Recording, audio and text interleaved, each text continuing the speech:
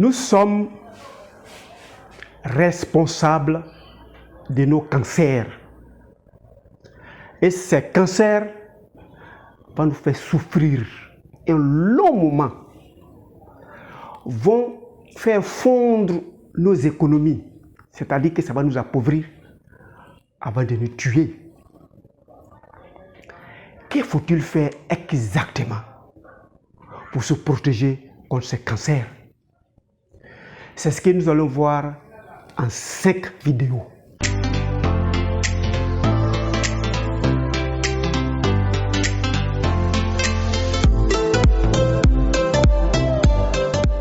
Bienvenue à Objectif Santé, votre chaîne de bien-être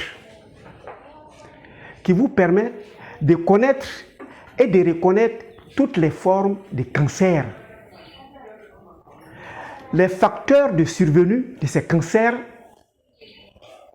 la souffrance que nous avons quand nous sommes le cancer, et nous saurons comment nous maintenir ou nous tenir si par malheur nous avons atteint le cancer. Mais pour nous qui n'avions pas encore, qu'est-ce que nous devions faire exactement pour ne jamais rencontrer ce cancer? Je suis Docteur Nature.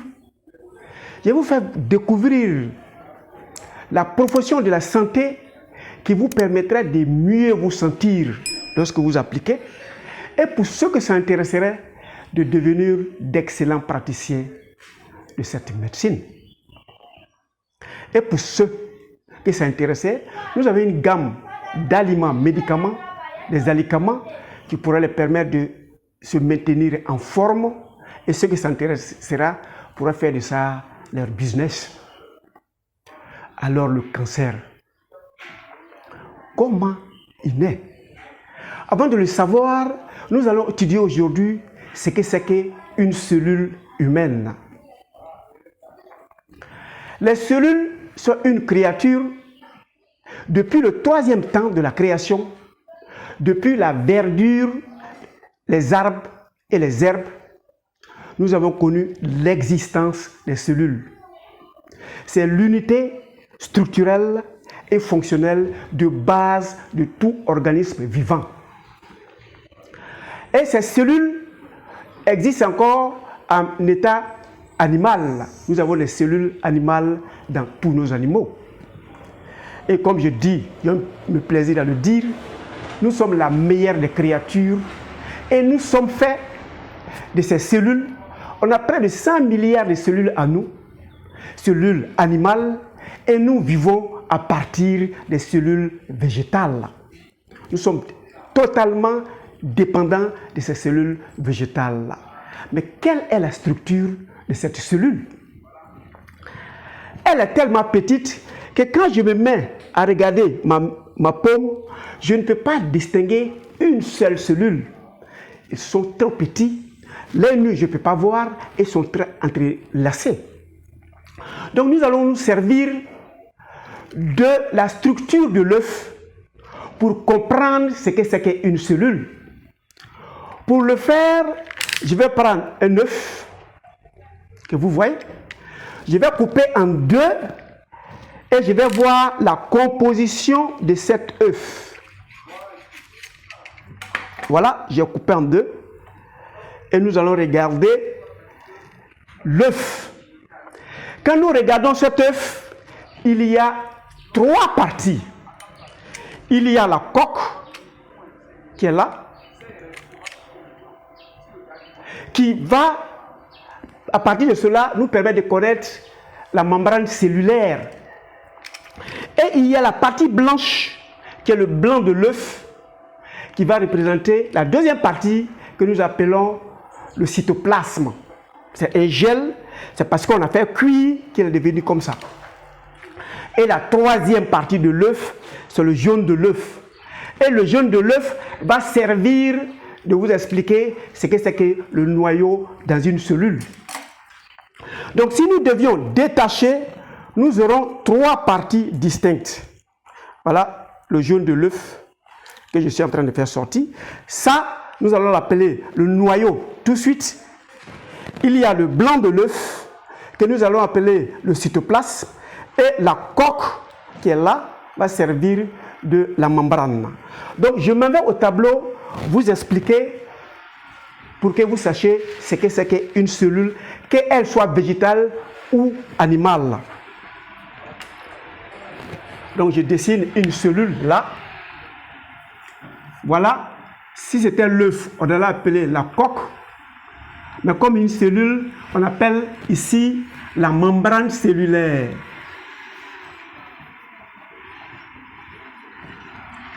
C'est la partie qui permet à la cellule de se distinguer et de vivre en autonomie. Toutes les cellules ont une autonomie individuelle. Au milieu de l'œuf, nous avions fait le jaune d'œuf que je vais appeler ici le noyau. Donc nous venons de représenter les trois parties que nous avons trouvées dans l'œuf. On a trouvé la coque que j'ai appelée la membrane cellulaire. On a trouvé cette partie blanche que j'ai appelée le cytoplasme, que je vais noter. Cytoplasme. Et on a la troisième partie qui nous intéresse aujourd'hui, qui est le noyau. Voilà le schéma d'une cellule.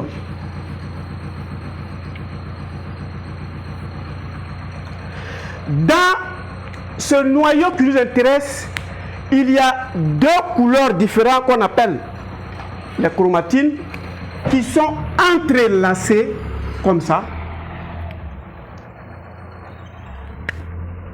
et comme ça. Donc j'ai pris un vert et un rouge pour donner l'aspect des couleurs qui sont dedans, et dans le jargon médical on les appelle acides désoxyribonucléides.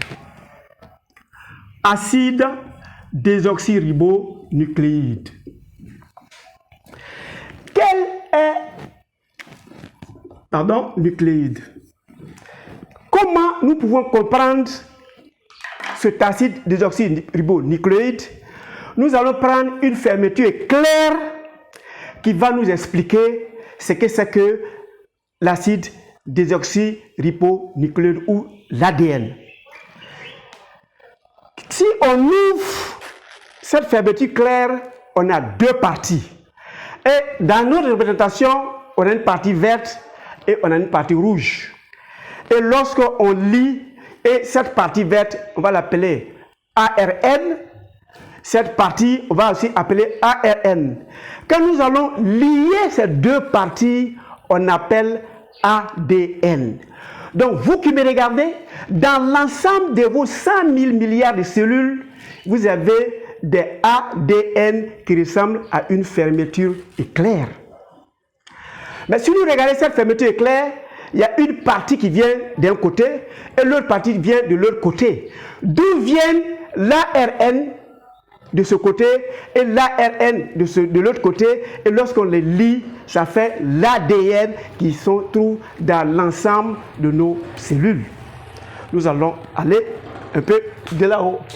Donc je vais ressortir l'ADN, cette fois je vais le représenter comme ça, le vert comme ça.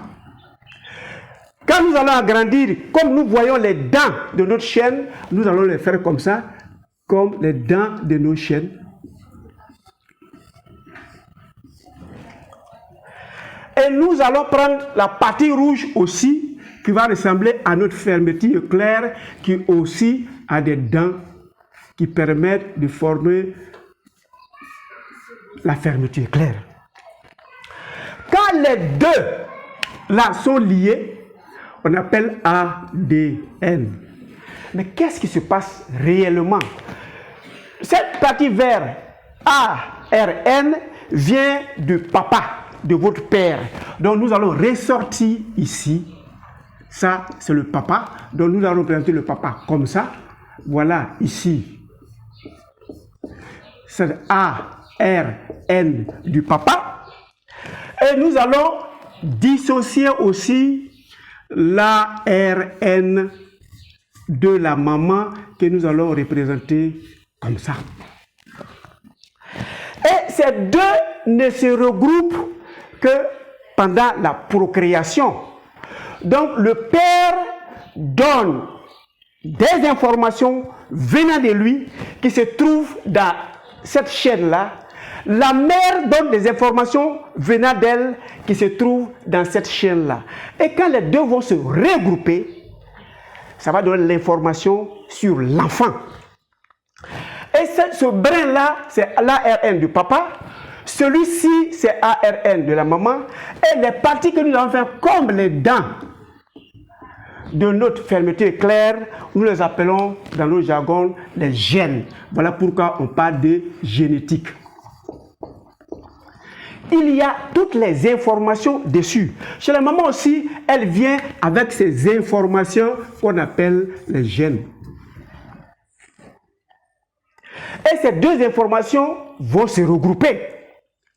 Je prends par exemple, si le papa peut te donner T, A, C, G, et ainsi de suite. La mère aussi peut donner T,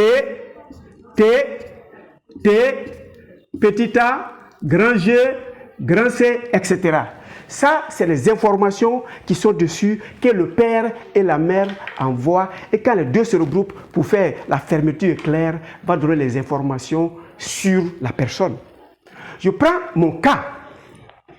Mon père a 1,82 m. Donc, il est grand. Donc, la taille de mon père fait 1,82 m. Ma mère fait 1,68 m. La taille de ma mère, c'est 1,68 m. Et ma mère envoie une information de 1,68 m. Mon père vient avec une information de 1,82 m. Les deux se retrouvent. Donc, voilà les informations venant de mon père et de ma mère.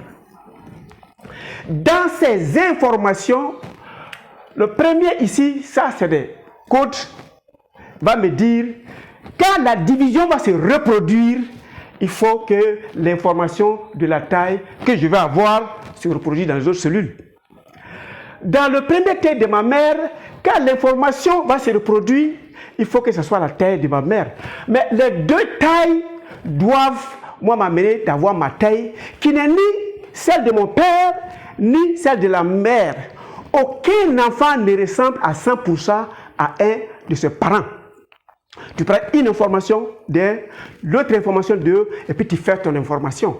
La preuve, 1,82 m, 1,68 m, moi je n'ai que 1,79 m. Je n'ai ni la taille de mon père, je n'ai ni la taille de ma mère. Voilà les informations qui sont sur la génétique. C'est valable pour nos caractères, c'est valable pour notre état de santé. Donc chacun de nous, ton père était en bonne santé quand tu naissais, ta mère était en bonne santé quand tu naissais. Donc tu as pris les informations de bonne santé des deux et tu es en parfaite santé. Voilà les informations qui se retrouvent sur les ADN. Mais maintenant, comment fonctionne une cellule? Le fonctionnement d'une cellule est à deux niveaux. Il fait sa mitose, c'est-à-dire les informations que la cellule mère a, mettra au monde deux jeunes filles cellules qui ont les mêmes informations que la cellule mère.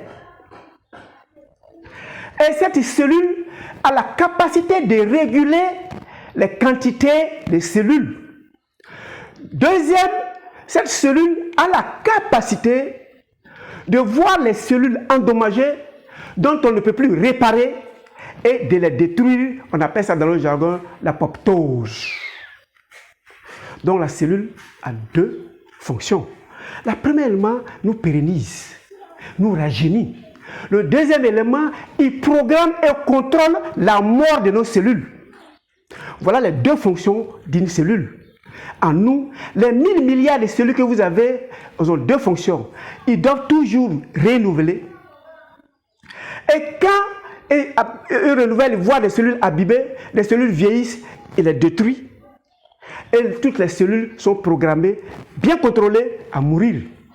Donc, nos cellules qui sont en nous, naissent en parfaite santé, nous prenons la santé du papa, nous prenons la santé de la maman, les cellules sont programmées à vivre un certain moment et de mourir.